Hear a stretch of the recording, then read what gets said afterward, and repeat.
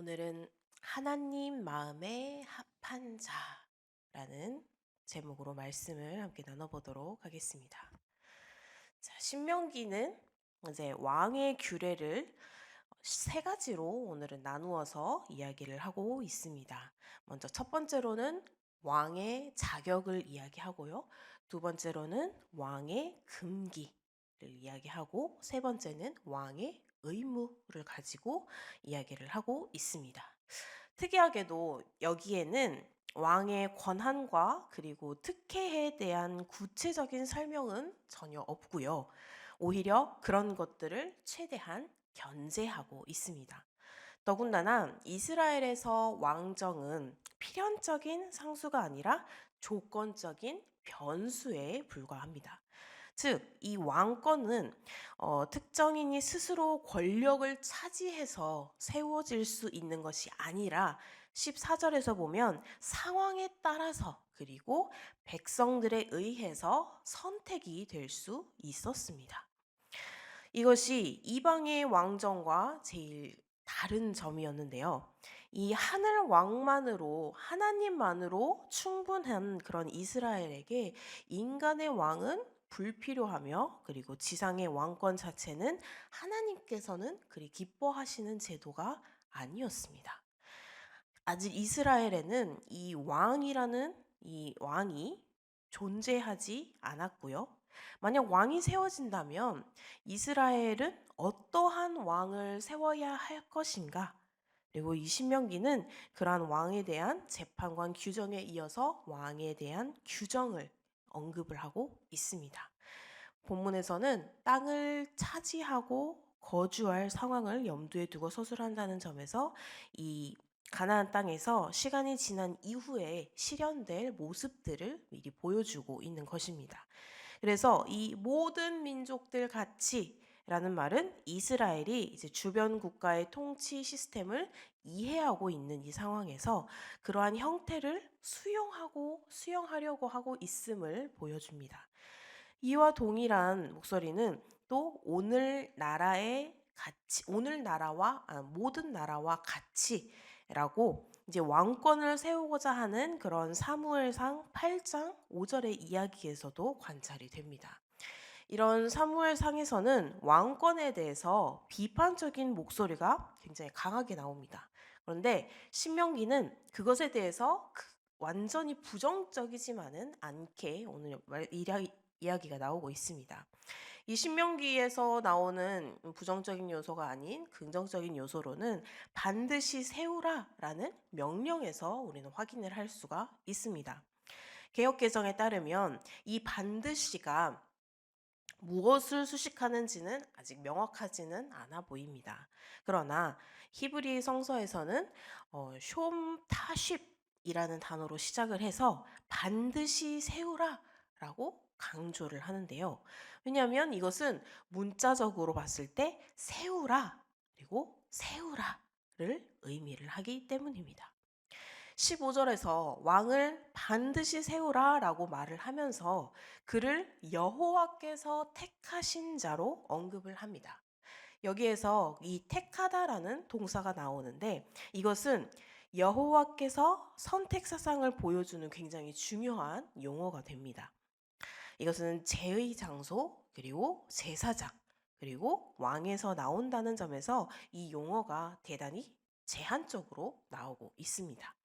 덧붙여서 이 용어는 신명기가 왕권에 대해서 부정적이지만은 않고 조금은 긍정적으로 볼 수 있다라는 점을 묘사를 합니다. 그래서 이 이스라엘이 택할 왕의 조건으로 가장 먼저 언급되는 것은 내 형제 중에서라는 말입니다. 내 형제 중에서. 이것은 이제 뒤이어서 나오는 타국인을 내 위에 세우는 것을 금지하는 명령과 유사한 의미인데 본문에 언급된 이 형제는 이스라엘 전체를 가리킵니다. 그래서 이 이스라엘 전체를 가리키므로 신명기는 이스라엘 왕을 유다 지파 출신으로만 제한을 하고 있지는 않았습니다. 다만 타국인을 제외한 모든 이스라엘 민족은 왕이 될 수 있었습니다. 본문이 서술하는 이 타국인이라는 것은 이방인과 구별되는 다른 민족을 가리키는데 본문에서는 이제 사사기에서 사무엘서까지 이제 종종 관찰되는 그런 카리스마적 지도력에 대해서 언급하지도 않고 왕권 세습에 대해서 또 이야기를 하지 않습니다. 우리가 알고 있는 것들은 왕이 어떠한 사람이 선택이 되어야 하는지, 그리고 왕이 어떻게 세습이 되는지, 왕의 특권이 무엇인지 뭐 이런 것들을 알 수 있지만 신명기에서는 그러한 것들이 기준이 아니다라는 것을 이야기를 합니다. 그리고 이제 16절에서 17절은 왕의 금령에 대해서 이야기를 합니다. 이제 왕이 금기시해야 되는 것들을 서술을 하는데 여기에서는 네 가지의 명령이 나옵니다. 먼저 첫 번째 금령하고 또 두 번째 금령이 말이라는 단어로 이제 공통점으로 굉장히 유사한 것으로 취급이 되기도 하는데 먼저 첫 번째 본문은 말을 많이 두지 말라라고 명령을 합니다. 수심은 본래 말을 의미합니다. 근데 병마와 또는 군마 같은 것으로 번역이 되기도 합니다. 이 말이라는 것은 군사력을 의미하는 이 기병대를 창설하는 데 굉장히 필수적이었습니다.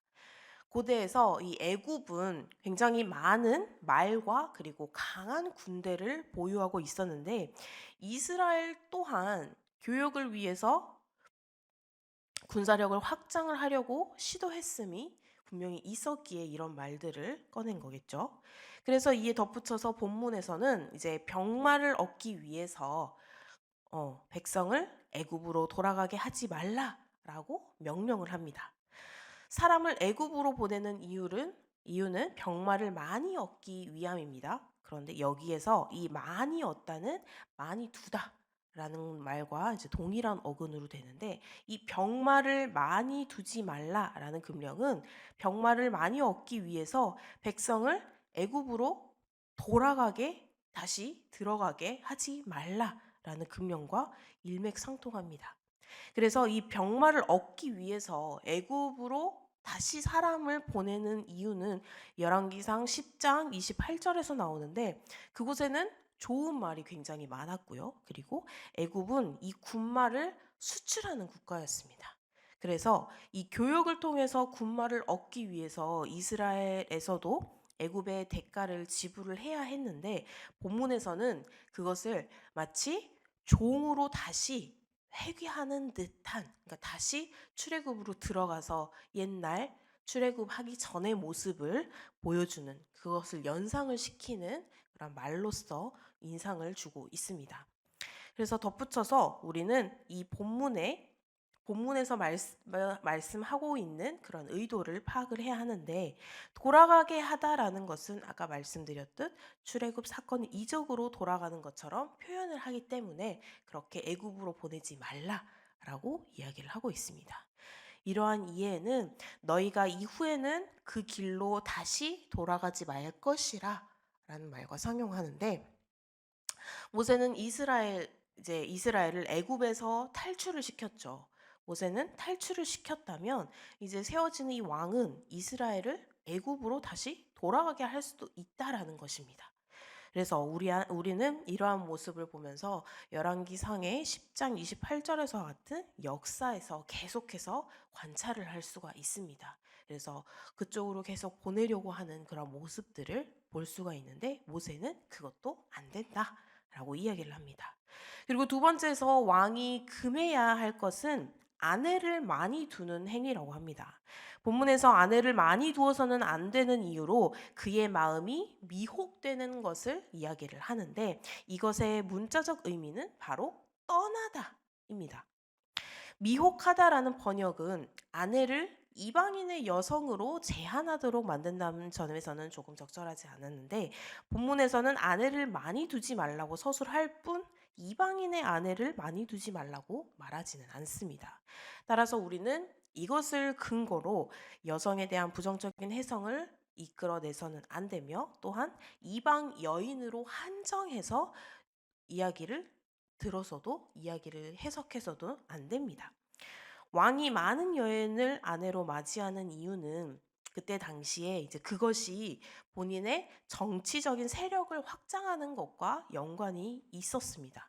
그래서 열왕기상 4절에서 4장 11절이나 15절을 보면 왕은 이 혼인 정책을 통해서 주변의 왕족 또는 지방의 귀족들과 혈연 관계를 맺기도 했으며, 이러한 행위에서는 자신의 왕권을 굉장히 견고하게 하기 위한 하나의 수단으로서 이 결혼을 진행을 시켰던 것입니다. 그래서 다시 말하면 아내를 많이 두지 말라라는 말은 왕의 권력을 이렇게 늘리지 말아라, 왕의 권력을 제한하는 그런 금령이었던 것입니다. 그리고 세 번째는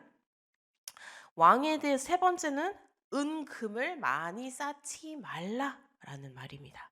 앞에 이제 두 금령과 달리 세 번째 금령은 은과 금을 먼저 이제 서술을 하면서 강조를 합니다. 덧붙여서 이 본문은 왕이 지나치게 많은 재력을 쌓는 것을 또한 금지합니다. 이처럼 이 왕의 규례는 왕 자신의 권력을 강화할 수 있는 수단, 즉 군사력이나 정치력이나 그리고 재력, 이런 것들을 신명기에서는 제한하고 있는 것입니다. 자, 이제 18절에서 20절로 넘어가면 왕이 해야 하는 왕의 의무를 이야기를 합니다. 왕의 자격과 그리고 왕의 금령, 그리고 이제 마지막으로 왕의 중요한 의무가 이야기가 됩니다. 숱한 왕의 의무가 이제 여러 가지가 나열이 될 수가 있죠. 그런데 신명기에서 이 왕의 규례는 오직 한 가지의 의미만 부여합니다. 바로 하나님의 말씀 독서와 연구인 것입니다. 왕이 반드시 기억해야 하는 이 왕의 의무의 조항들이 바로 하나님의 율법서 안에 다 들어있음을 의미하는 것입니다. 그래서 흥미롭게 이 왕의 규례에는 왕의 외교 전술, 그리고 뭐 인재 등용, 그리고 국가 조직 운용, 뭐 이런 것들은 전혀 언급이 되지 않고 있습니다. 이것이 왕에게 불필요하다라는 뜻은 또 아닙니다. 그런데 여기서 왕에게 가장 중요한 통치 원리는 바로 하나님의 말씀이라는 뜻입니다. 그래서 이 왕은 율법서의 등사본을 항상 옆에 두고 읽어야 합니다. 그래서 이 등사본은 히브리어 문장으로 봤을 때 왕 자신이 제사장이 소지한 이 원본을 베껴서 기록한 책을 의미를 합니다. 그래서 이 신명기라는 제목의 기원이 된 이 토라의 등사본에 대해서 많은 학자들은 그것을 신명기의 율법 부분, 더 유력하게는 신명기 전체다 라고 이렇게 추정을 하고 있습니다.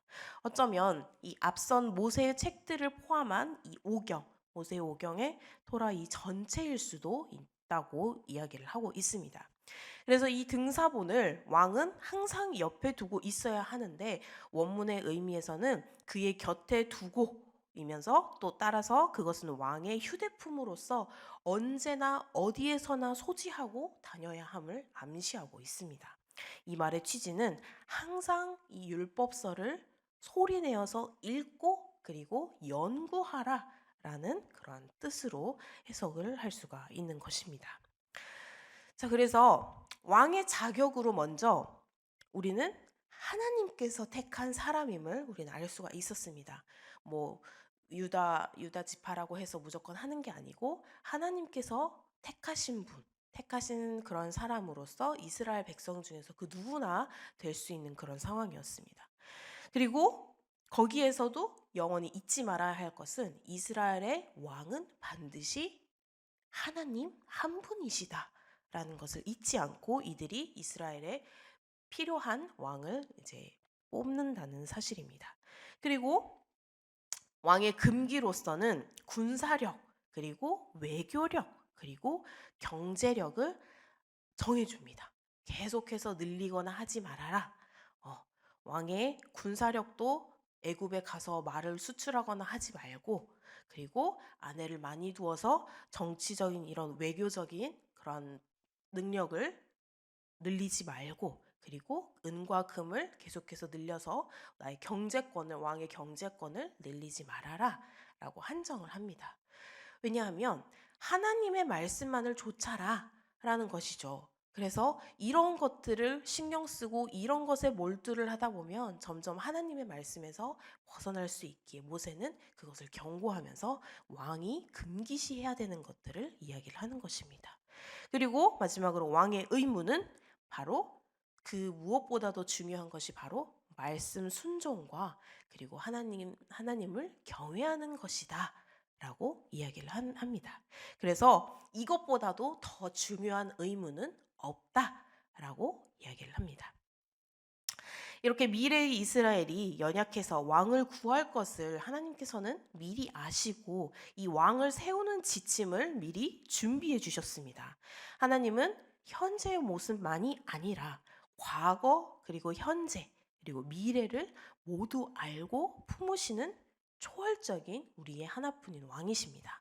이런 왕을 누가 대신할 수 있으며 그런 왕이 계시니 이 땅에서는 어떠한 왕을 세워야 하는지 이들은 고민하고 모세는 또 걱정이 된 것이죠. 그래서 이렇게 인간적인 능력이나 선호를 따라서 지도자를 선택하는 것이 아니라 오직 하나님과 그리고 그 백성을 두려워할 줄 알고 하나님의 말씀을 경청하고 순종할 수 있는 이러한 지도자가 세워지도록 주의하면서 선택해야 한다라고 모세는 이야기를 합니다. 또한 백성들에게는 이 지도자가 말씀과 동행하는 길로 가도록 끊임없이 살피고 기도를 해야 할 책임이 있다라고 모세는 계속해서 신명기를 통해서 우리에게까지 이야기를 해주고 있는 것입니다. 우리 성도님들께서도 그러한 경험이 아마 분명히 있을 거예요. 어딘가에 대표이시거나 또는 뭐 누군가를 책임져야 하거나 아니면 가장 가까운 예로 우리 모두가 가정의 어, 가정의 가장까지도 우리는 들 수가 있습니다. 지도자로서요.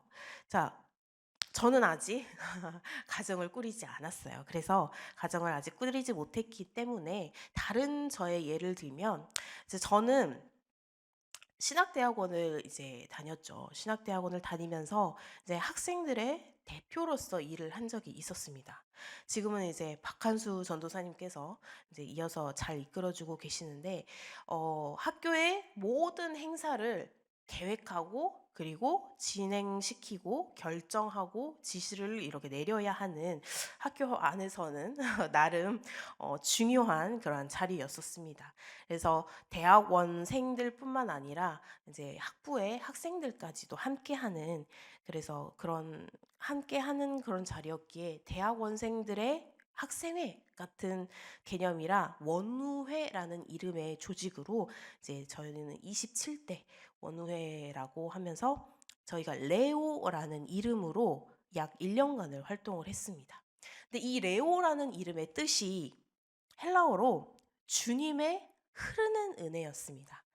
이게 코로나로 이제 그동안 학교에서도 비대면인 상황이었잖아요. 교회에서도 비대면으로서 온라인 방송으로만 송출을 해서 예배를 드리고 했었던 그때였기 때문에 이제 한동안 학교에서도 그 어떠한 행사도 하지를 못했었어요. 그래서 그 행사들이 한 3년 정도를 하지 못한 상황에서 이제 다시 새롭게 학교에 대면을 하고 이제 학생들이 학교에 나와서 수업을 들음으로써 새로 모든 행사들을 다 다시 시작해야 되는 그런 상황이었던 거죠.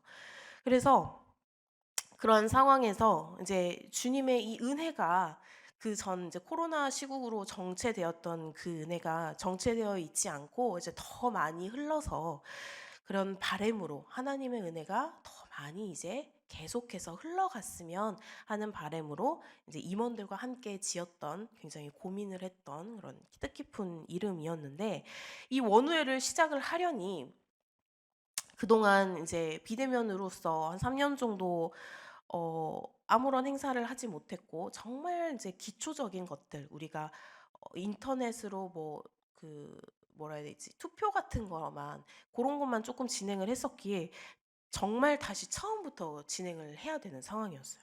그래서 정말 몇 날 며칠 거쳐서 회의에 회의를 거듭하고 다시 수정에 수정을 거듭하는 그런 나날들이었어요. 그래서 저녁에 잠도 못 자고 다들 거의 날을 새다시피 하면서 그래서 처음에 이제 아무것도 없는 상태에서 시작을 하려니까 '내가 괜히 이걸 한다고 했나. 내가 너무 나의 포부만 가지고 이거를 시작을 했나라는 마음이 들었었는데, 근데 그렇게 세워주신 그 상황 그마저도 하나님 뜻 가운데 계획하심이었는데 제가 굉장히 교만했던 그런 생각 중에 하나였더라고요. 그래서 의견이 이제 좁혀지지 않을 때가 많이 있었어요. 이제 여러 의견이 나오는 가운데, 그래서 굉장히 스트레스 같은 것도 많이 받으면서 이제 내가 회장인데 내가 결정하면 되지.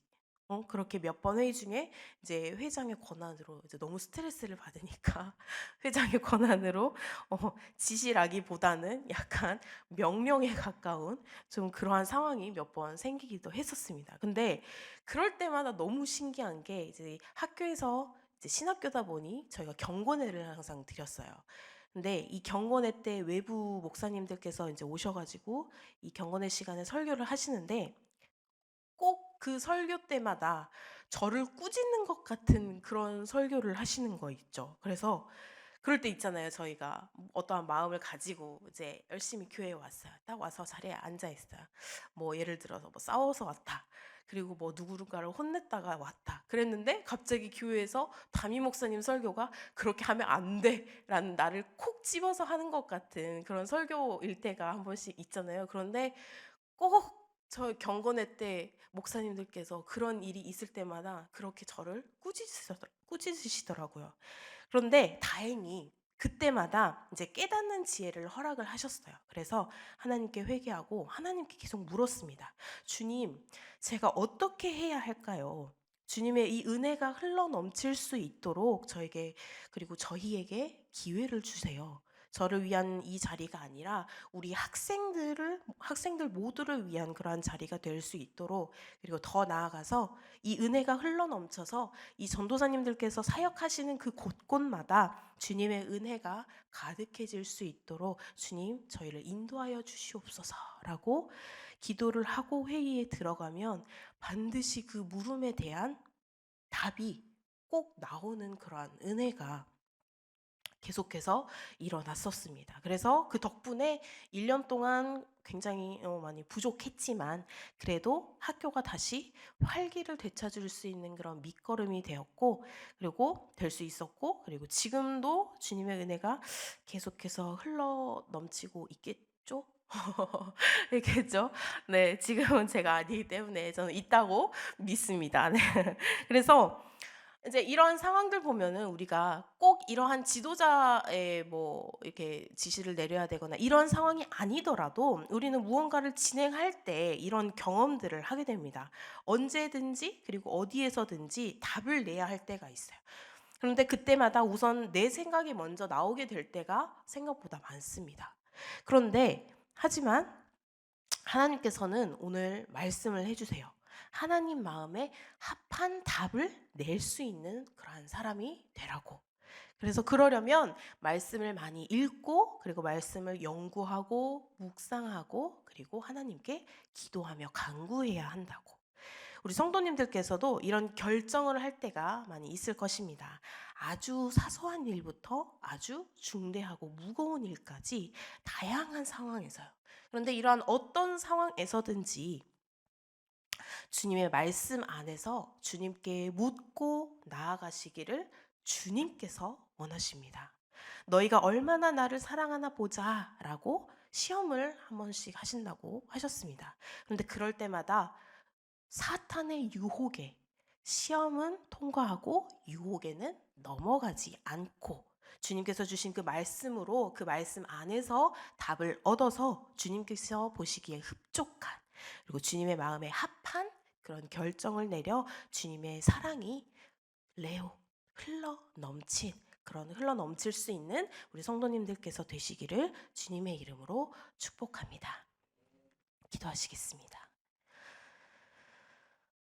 언제나 우리에게 답을 주시고 계시는 주님 감사드립니다. 주님께서 우리에게 말씀해 주실 때 우리의 생각으로 주님의 판단으로 우리의 생각으로 우리의 판단으로 결정하지 않게 하는 지혜를 허락해 주시옵소서. 그래서 이 주님의 은혜가 어디에서든지 흘러넘쳐 주님의 마음에 합한 결정으로 주님만이 말씀하시고 계시는 게 주님만이 말씀하고 계시는 게 아닌 우리 또한 주님께 감사와 찬양과 영광을 올려드림으로 함께 주님과 소통할 수 있도록 우리의 심령을 어루만져 주시옵소서. 우리의 마음이 유혹에 흔들리지 않게 붙잡아 주시옵소서. 오늘 하루도 주님께 맡겨드립니다. 주님, 우리의 모든 것을 계획하신 주님, 우리의 필요를 아시는 주님, 언제나 우리를 사랑하시는 주님, 감사드립니다. 예수님의 이름으로 기도드립니다. 아멘.